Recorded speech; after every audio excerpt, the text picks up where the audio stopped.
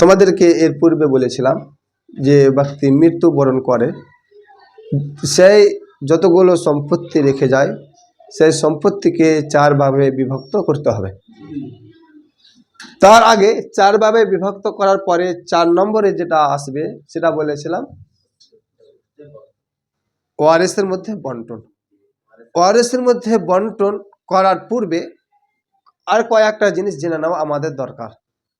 তার মধ্যে সেটা হচ্ছে কি মাওয়ানিউ ইরস আরবিতে বলা হয়, বাংলা কি বলছে প্রতীক বন্ধক, মানে বঞ্চিত থাকবে।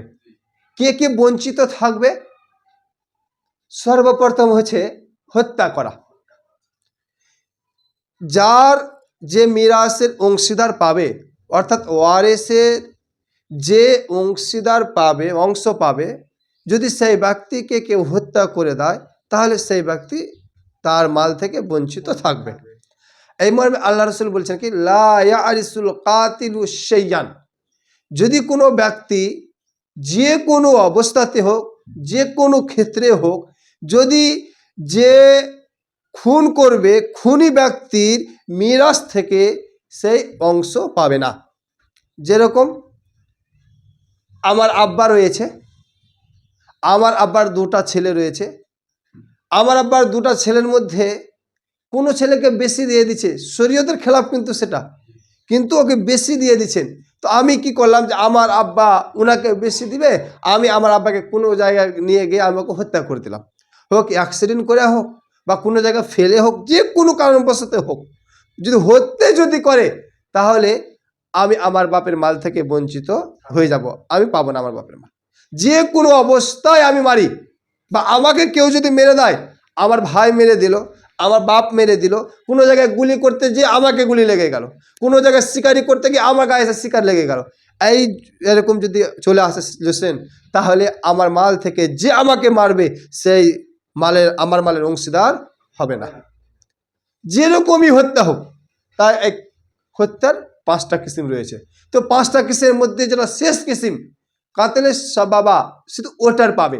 তাহলে আমরা বুঝতে পারলাম যে যে কোনো ধরনের আমি হত্যা করি, আমি হত্যা যদি করি তাহলে আমি যে যাকে হত্যা করব ওর মাল থেকে যেটা আমি অংশ পেতাম সেই অংশটা বঞ্চিত হয়ে যাবে, আমি ওই অংশটা পাবো না। এটা হত্যা করার হলো। ধর্মের ভিন্নতা, ধর্মের ভিন্নতা মানে কি? ধর্ম আলাদা আলাদা, অন্য অন্য ধর্ম। যেরকম আল্লাহ রসুল এই মর্মে বলেছেন কি লা ইয়ারিসুল মুসলিমুল কাফিরা ওয়ালাল কাফিরুল মুসলিমা, যদি কোনো ব্যক্তি মুসলমান হয় আর অপরটা যদি গैर মুসলিম হিন্দু হয়, কাফির হয়, তাহলে মুসলমান ব্যক্তির মাল হিন্দু ব্যক্তিটা, কাফের ব্যক্তিটা পাবে না, বা কাফের ব্যক্তিটার মাল মুসলমান ব্যক্তি মাল পাবে না। মানে ওদের ধর্মটা হচ্ছে কি আলাদা আলাদা। যদি এরকম হয় তাহলে কেউ কেউর মাল পাবে না, কেউ কেউর মালের অংশীদার হতে পাবে না। বুঝা এলো কথা? বুঝা আসছে? এটা একটা হলো। তাহলে কয়টা বললাম? 2টা, একটা হত্যা করা আর একটা ধর্মের ভিন্নতা। আমাকে এক ধর্মেই হতে হবে, তাহলে আমরা এক অপরের মধ্যে কি হব? মালের অংশীদার, হকদার হব।